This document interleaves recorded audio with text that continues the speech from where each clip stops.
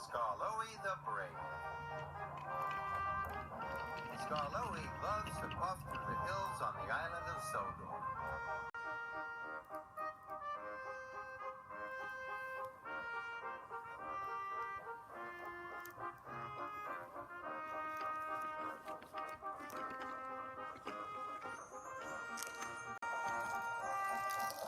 His favorite place is a pretty village high up in the mountains.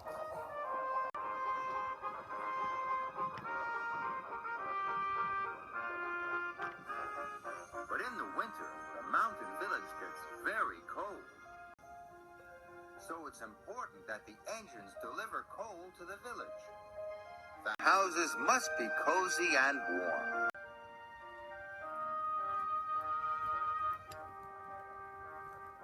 One morning, Reneus was delivering his empty freight cars to the incline.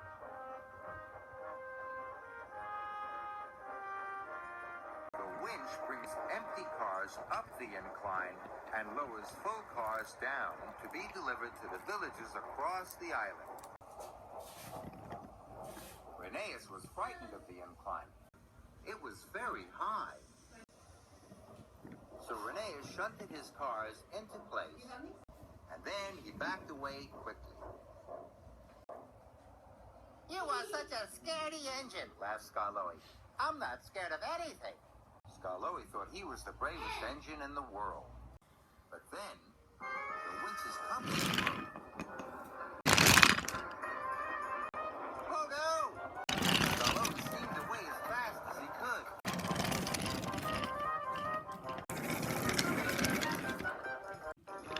Skarloey raced right past Thomas, who was waiting on the main line. Skarloey switched tracks, and the cars rolled right past him. But they were heading straight for Rusty. Rusty hooted loudly to the signalman, who changed the point.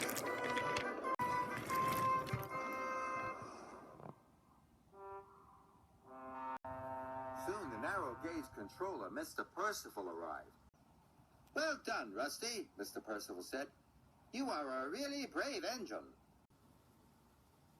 "Thank you, sir," said Rusty proudly. But Skarloey wasn't happy. "I want to be the bravest," puffed Skarloey. "I want to show everyone that I'm the bravest engine of all."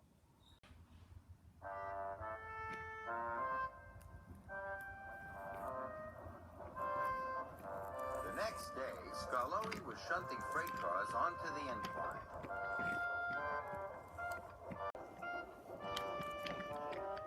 "How can I prove I'm the bravest?" he puffed to himself. Suddenly, Skarloey had an idea. "If I went up the hill on the winch," he puffed, "then everyone will see how brave I am." The winch hooked onto Skarloey's freight car coupling. Skarloey was still coupled up, but he didn't tell the workmen. Slowly, Skarloey was pulled up the hill. When Reneus and Duncan arrived at the bottom of the incline, they gasped. "Look where Skarloey is," puffed Reneus. "That is the bravest thing to do," chuffed Duncan. Duncan cheered and Reneus blew his whistle. Skarloey felt prouder than ever. "Look at me! Look at me!" he puffed.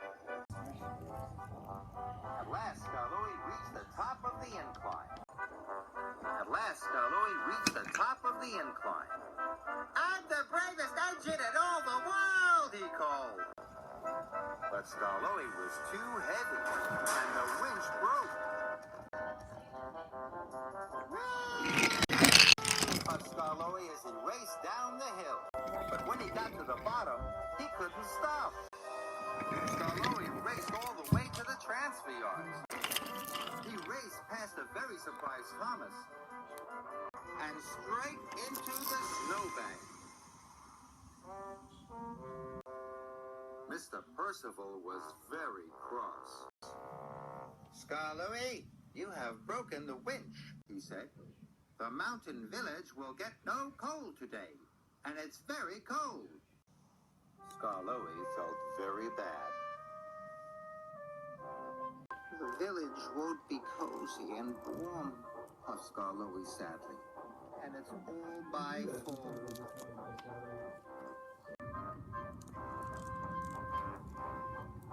Suddenly, Skarloey had an idea.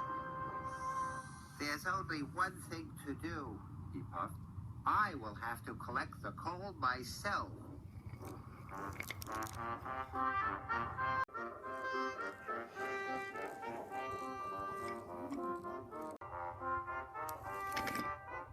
Skarloey arrived at the top of the incline and found Rheneas and Duncan had brought the supplies to repair the winch. Are you going to take the freight cars down the incline without the winch? Asked Duncan excitedly. That would be really brave, chuffed Rheneas. Skarloey wanted to show Rheneas and Duncan how brave he was, but then he thought of the mountain village. No, said Skarloey firmly. I'm going to take the coal to the village.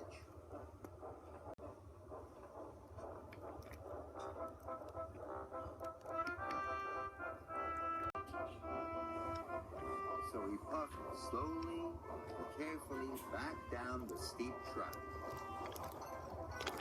No one was there to see him working hard. No one cheered or blew their whistles. But it didn't matter. What mattered was getting the coal to the village.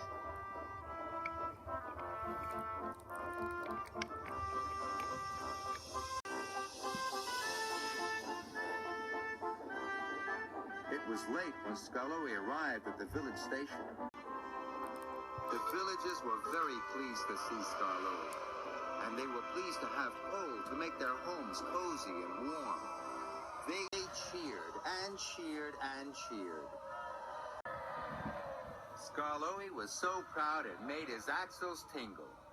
This is much better than showing everyone how brave I am, he puffed.